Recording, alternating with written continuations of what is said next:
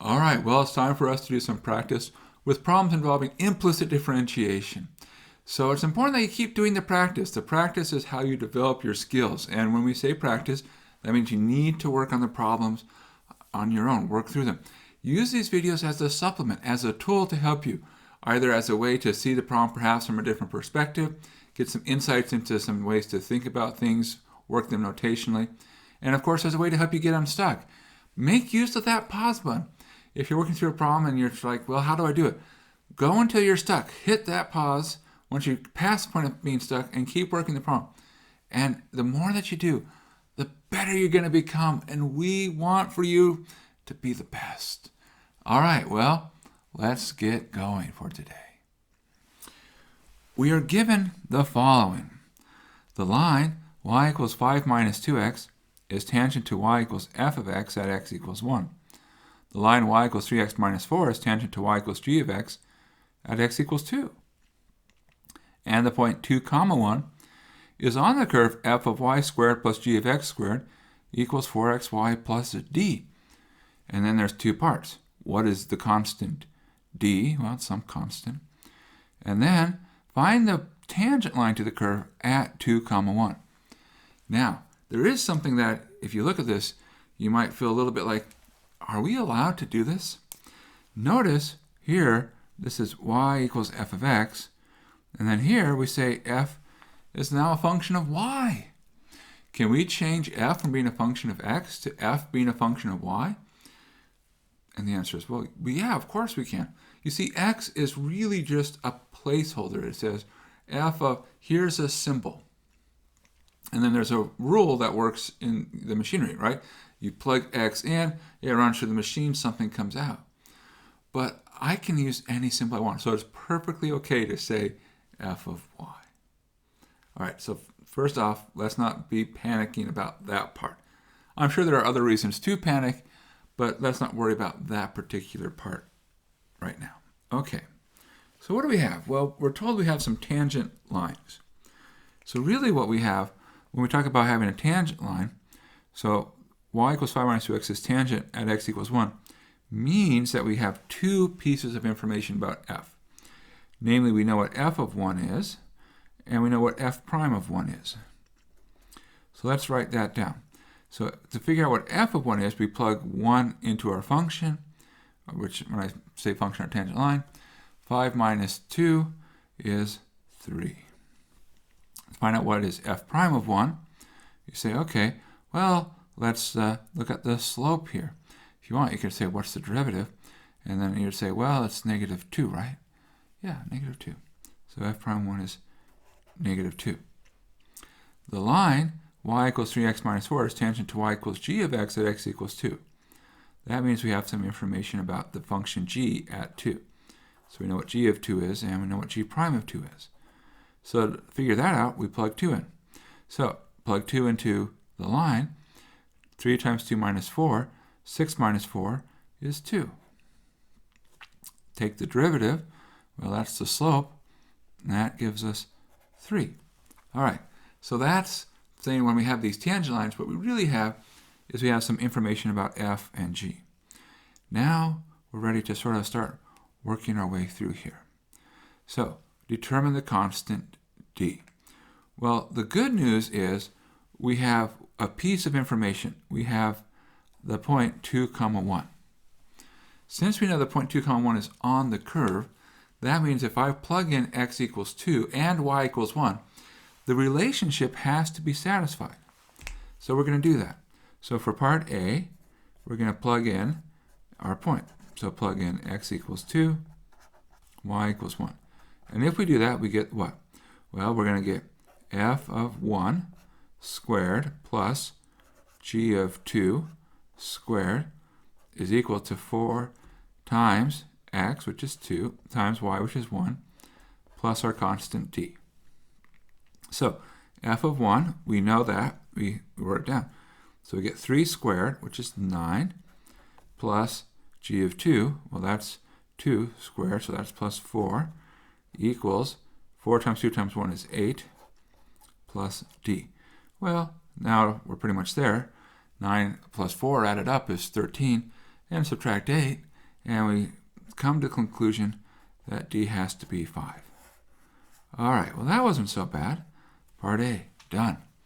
Now, really, there's not really much to do there. It's just saying we need to make sure we identify the right implicit relationship. The good news is, even if we mess up Part A, it won't affect Part B. Because Part B, we're going to be talking about tangent lines. What do you need for the tangent line? Well, you need a point. And here's your point. So that's good. What else do you need? You need a slope, which means we're going to be taking a derivative. All right, so here we go. Let's take a derivative. Now, we're going to need implicit differentiation because we don't know what y is, and it shows up in 2 places. And we don't know what f of y is. Now, you might say, wait a second, isn't this f of y 5 minus 2x? And the answer is no. Now, on a side note, it is one potential f of y, but it does not mean it is f of y. So you can't just simply say, oh, I'll put in 5 minus 2x for the function f there, I'll put 3x minus 4 into this function g here, and then everything works out. It is likely that you'd get the same answer, but what you've done is you've said, well, here's one special case, but you haven't shown that it works in general. So you got to be a little bit careful there. I would take points off if you did that. Now, we want to make sure we stay full generality. Okay, so anyways, the point here is we're going to need implicit differentiation because y shows up in 2 places, so you really can't solve for y as a function of x. So let's take our derivative. And the reason we're taking our derivative is we're really after our slope. So, derivative of the first term, that would be 2 times f of y raised to the power 1 times the derivative of the inside. Well, what's the derivative of f of y? Well, it'd be f prime of y. Good. Anything else? And the way I'm phrasing it might suggest there's something else. And there is. What's the last thing we need here? Y prime. Now, where's that coming from? You see, what we have is there's actually 3 layers here. There's the squared function is the outermost layer. The next layer in is the f function. And the last layer is y, because we really think of y as being a function of x. So you have to make sure you get all the layers accounted for. So how about the next term? Well, chain rule, 2 g of x to the first power times the derivative of the inside, which is g prime of x. Now here, we don't need to write x prime, because the derivative of x with respect to x is 1. So there's already built into our equation. On the other hand, we get, when I say the other hand, the other side, derivative of 4xy, so the derivative of the first, I'll think of the first term as being 4x. That would be 4 times y plus the first times the derivative of the second. So that would be y prime. And finally, of course, the derivative of the constant, in our case, we called it d, which is 5, is 0. All right, so that is what implicit differentiation gives. Now, let's plug in the point 2, 1. So everywhere where I see y, I'm going to put in 1. So 2 times f of 1 times f prime of 1 times y prime, which I don't know. That's actually what I'm after. I'm after the y prime because that's going to give me my slope. Plus 2 times g of 2, because x is 2, g prime of 2 is equal to 4 times 1, because y is 1, plus 4 times 2 y prime. Now here we start plugging in, again, what we know. We have information about f and g. So, for instance, we know that f of 1 is 3, and f prime of 1 is negative 2. So that's our information about f. And for g, we know that g of 2 is 2, and we know that g prime of 2 is equal to 3. So what do we have here? Well, we have 2 times 3 times minus 2, so that's minus 12 y prime. 2 times 2 times 3, that's plus 12, all right, equals 4 plus 8 y prime. So we'll move the minus 12 y prime across, move the 4 across, and this becomes 12 subtract 4 is 8. Add 12, you get 20 y prime. So 8 equals 20 y prime. Well, that says y prime is 8/20. Well, those are both divisible by 4. And so we get 2/5. Okay, so that's our slope.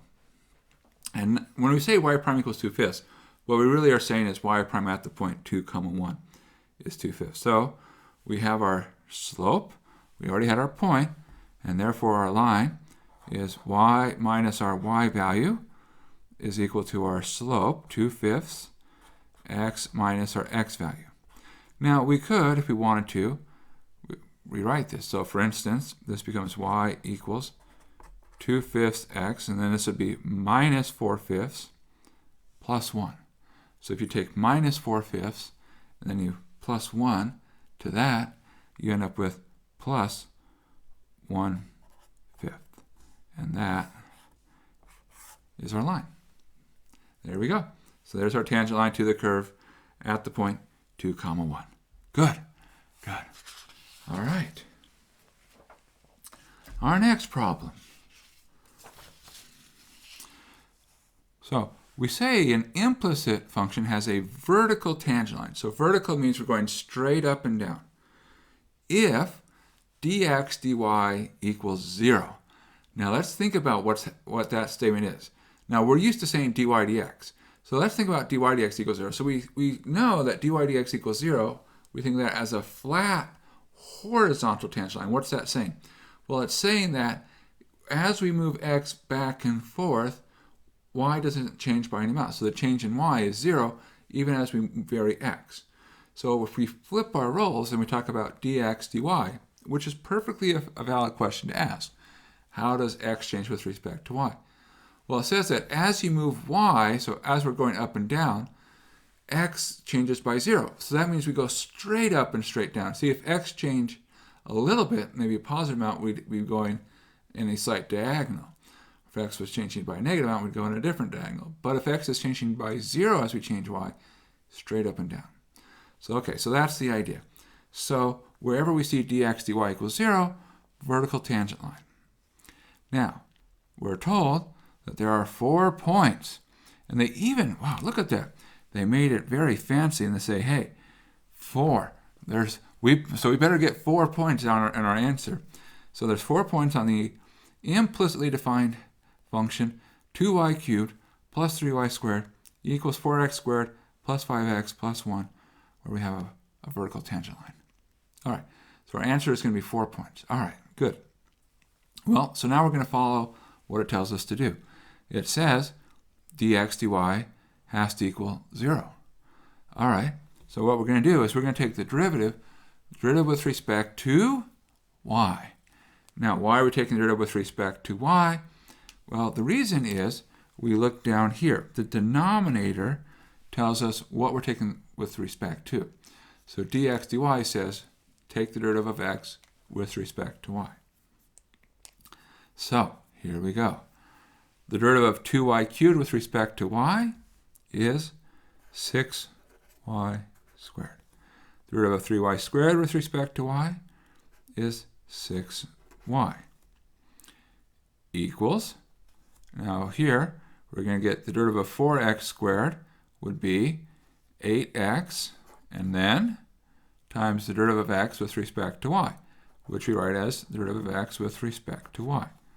Then plus 5, and then times the derivative of x, which is the derivative of x with respect to y, which is dx dy, and then the plus 1 becomes plus 0. Okay, now what are we after? Well, we're after where we have a vertical tangent line, which means dx dy equals 0, which tells us that we want to know what happens when dx dy equals 0. Well, we can see that what happens is that this whole right-hand side goes away.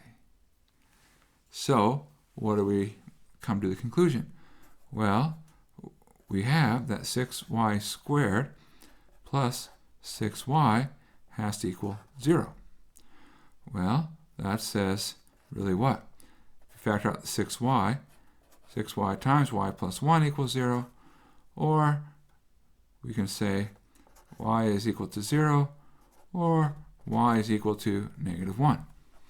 So wherever we have a vertical tangent line, it has to be the case that our y value is either 0 or -1. In fact, that's really all we need.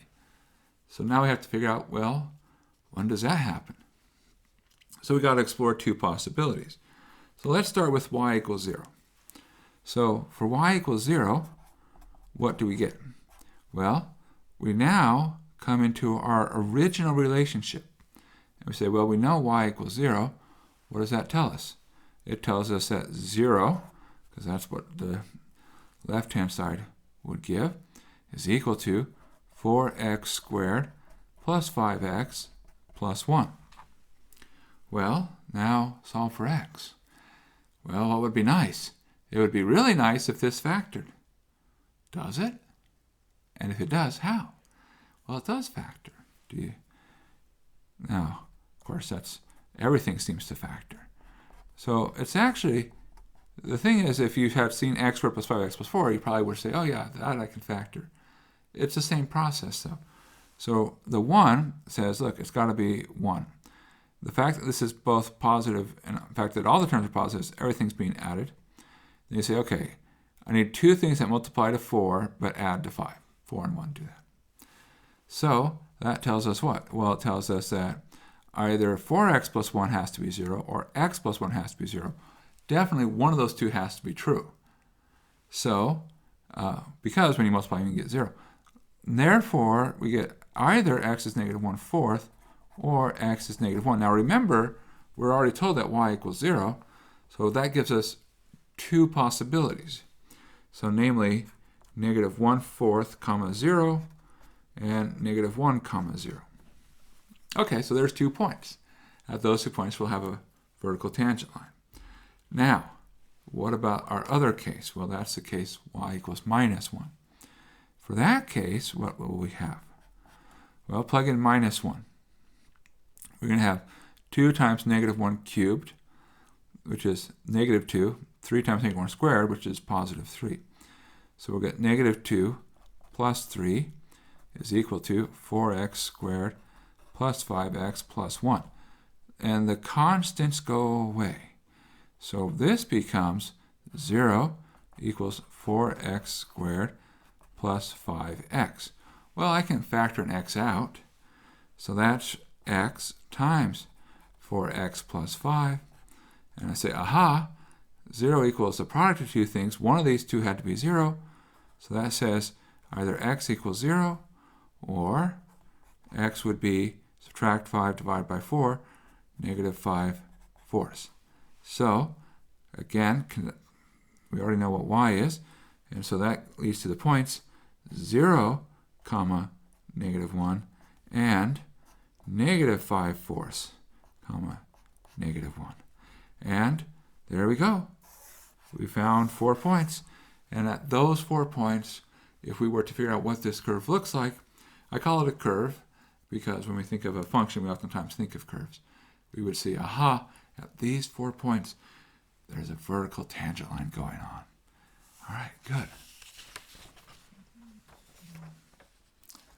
All right, let's do another problem. So here we go.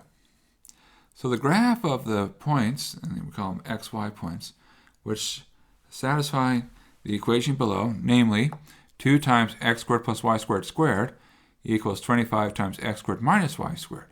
So this graph kind of looks like an infinity symbol, doesn't it? That's how you describe these points. It's a lot more complicated than just, you would just think, oh, just draw the infinity symbol. Well, there's more involved.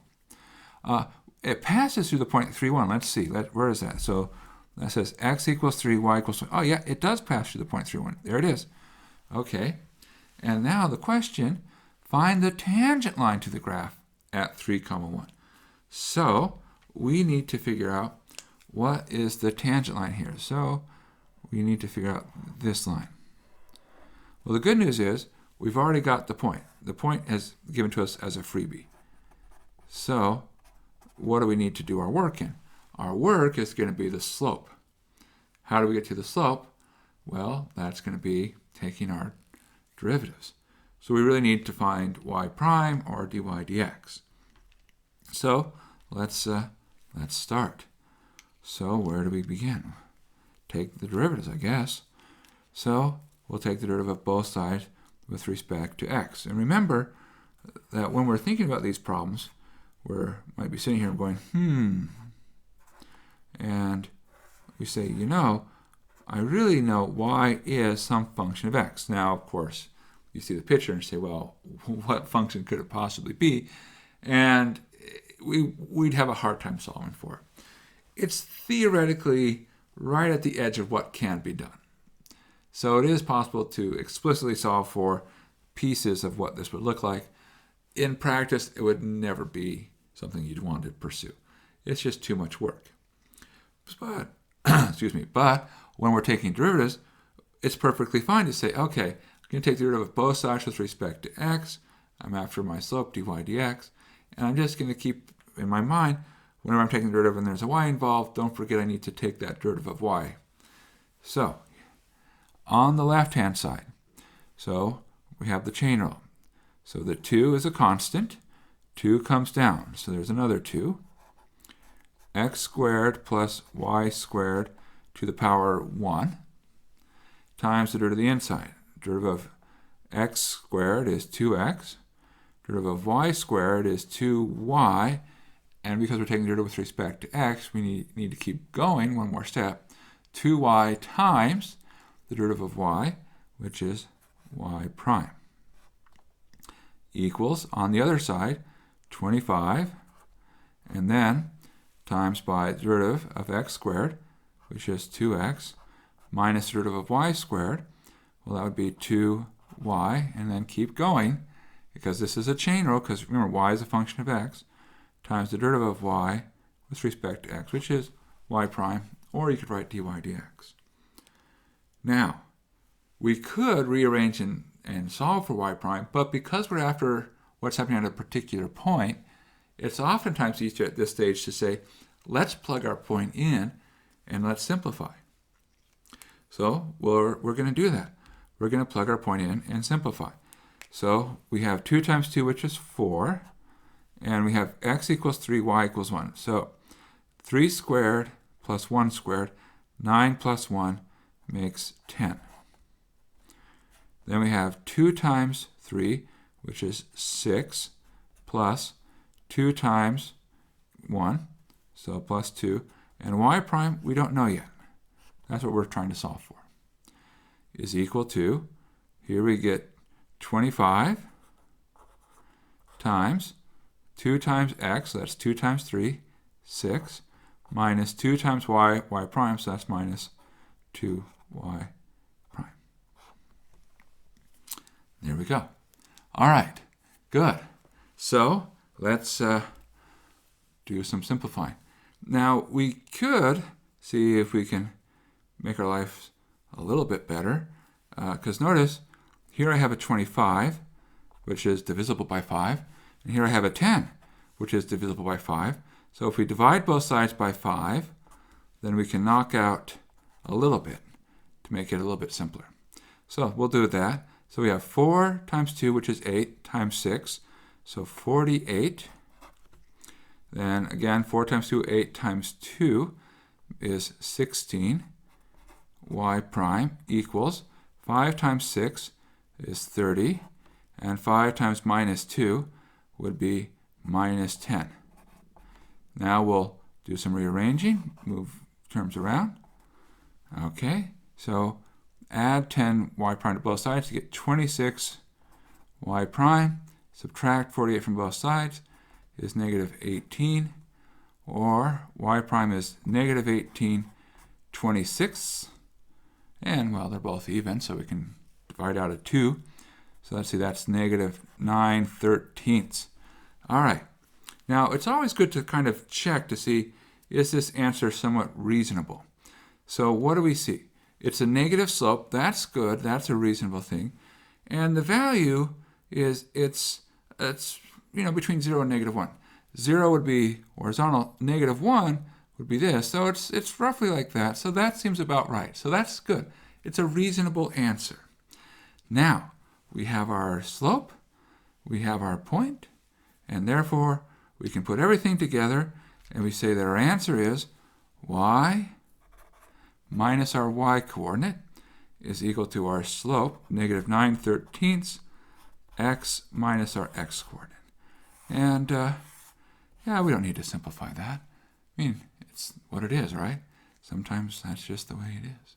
Good, good. Fun problem, fun problem. Aha, fun symbol too. All right, well, let's try another problem. Which brings us to one last problem for now. Ah, the final problem. We always try to save the best for last. I don't know if we do, but let's see what this one says. Okay, so we're told that f of x is differentiable, so we know we can take a derivative. And y equals 5x minus 9 is tangent to this implicitly defined curve. So we have this curve, which we don't know very much about it because we don't know what f of x is. But at least we know one thing. We know what the tangent line to this curve is. All right, well, that's nice. Okay, so the 5x minus 9 is tangent to this curve at the point 2, 1. And the question is, what's the tangent line to y equals f of x at x equals 2? Interesting. Let's see if we can figure this out. So, when it's asking for a tangent line at x equals 2, what we really need is this is telling us we've got to figure out what is f of 2, and we have to figure out what is f prime of 2. Essentially, we're after a point and a slope. Now, between the two, I strongly suspect finding f of 2 might be the easiest thing. So, we know that we have a point on our curve. So we have this point 2, 1. So let's start with that fact. So I'm going to put x equals 2 and y equals 1 into our relationship, and let's see what comes out. So everywhere you see an x, put a 2. Everywhere you see a y, put a 1. And fingers crossed, something beautiful will happen. Well, I hope. It's math. It should be full of beautiful things. So 1 squared times f of 2. Okay, so that'd become f of 2. Plus x minus 2. Well, that'd be 0, right? Because x is 2. So 2 minus 2 is 0. Well, times whatever that is, that's 0. So f of 2 plus, then we have 4 e to the 2 minus 2. That's 4 e to the 0. So that's plus 4 equals 7, which is 7. Okay, so f of 2, subtract 4, means we get f of 2 equals 3. Wow, that was quick. Nice. Aha, good. We're halfway there. Well, of course, when it comes to finding lines, that's the easy half. I suspect the other half will be more interesting. Well, let's see what we can get for the other half. Okay, so for the other half, what have we not used? So we've used the point 2, 1. We haven't yet pulled out the fact that we know this tangent line to the curve. So knowing the tangent line, remember, it gives us a point, which we've already used, and a slope, which really is a derivative. So what we know is that we know that for this implicitly defined function, we're told that dy dx at the point 2, 1, that would be the slope of our tangent line. So we look at our tangent line, we say, oh, that has slope 5. So dy dx at the point 2, 1 is 5. So that's how we're going to get our next bit of information. All right. Well, let's take derivatives and see where we end up. So we have the derivative of the first term. So product rule. So we're going to take the derivative of y squared. So that would be 2 times y prime, or dy dx, whichever one you want, because you got to do the chain rule, right? Because it's y squared. So the 2 comes down, y to the first times the derivative of the inside y, which is the y prime. So 2y, y prime. So derivative of the first times the second plus the first, y squared times the derivative of f of x. We don't know what that is, so we'll call it f prime of x. Plus, now here, again, a product rule. So derivative of x minus 2 is 1, so we get f of x squared plus x minus 2 times, well, the 2 comes down, times f of x times f prime of x. And now plus 4, and that's the constant derivative of e to the x minus 2y. Well, the derivative of e to anything is e to that something, that anything, times the derivative of the exponent. Well, that would be the derivative of x is 1 minus 2, derivative of y is y prime, equals derivative of 7, 0. All right, now, what do we know? Well, let's mark what we know. We know what x is. So everywhere we see an x is going to be a 2. So there's going to be a 2 here, a 2 there, a 2 there.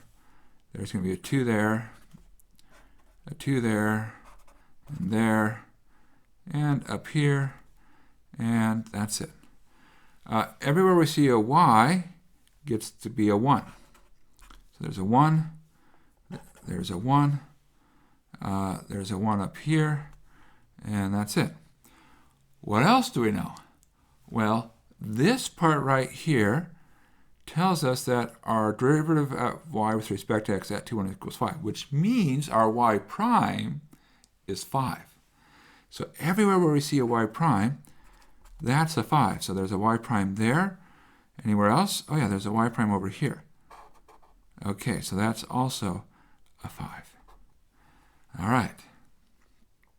Now, we have a couple of things. Notice how we have an f of 2. We do know what f of 2 is. F of 2 we know is 3. So this f of 2 is 3. Same thing with this f of 2 squared. That becomes a 3 squared. Here's an f of 2, which is 3. That's an f prime of 2, as is that. That's an f prime of 2, which we don't know. In fact, it's the only thing we don't know. And so, let's see what we're currently at. So, on the first term, we have a 2 times a 1 times a 5 times a 3. So 2 times 1 times 5 times 3 makes 30. Plus 1 squared times f prime of 2. So 30 plus f prime of 2 plus 3 squared, because it's f of 2 squared. 3 squared would make that 9. Plus 2 minus 2, well, that's going to be 0. That whole term here is actually going to be gone. All right, well, that's nice. Wipes out a lot of stuff there. Then we get 4e to the 0, so that's plus 4, times 1 minus 2 times 5. Well, that's 1 minus 10, which is negative 9. Okay. Well, this is great news for us. In fact, we only have a single f prime of 2. Now, 4 times minus 9 would make this negative 36. And so we get 30 plus 9 minus 36, which tells us this simplifies to f prime of 2 plus 3 equals 0. So that f prime of 2 is really negative 3. So we can now update and say that's negative 3. So we're in perfect shape. We've now found f of 2 and f prime of 2. Those are the two pieces of information to find our tangent line at 2. And therefore, we can say that our answer is y minus our function at 2, which is our y value, which is 3, is equal to our slope, negative 3, times x minus our x value. So x minus 2. And of course, you can rewrite this as y equals minus 3x. Then you get a plus 6, add 3 more, minus 3x plus 9. And there you go. That was kind of fun. It wasn't so clear that we would be able to figure out what f of x was. In fact, we really can't figure out what f of x is. We kind of had to extrapolate from the information. A nice, fun puzzle. And, it's a lot of, math can be enjoyable when you think about it as a series of puzzles to figure out. And that was a good one to finish up our practice with. All right, keep going. Keep going. You're doing great.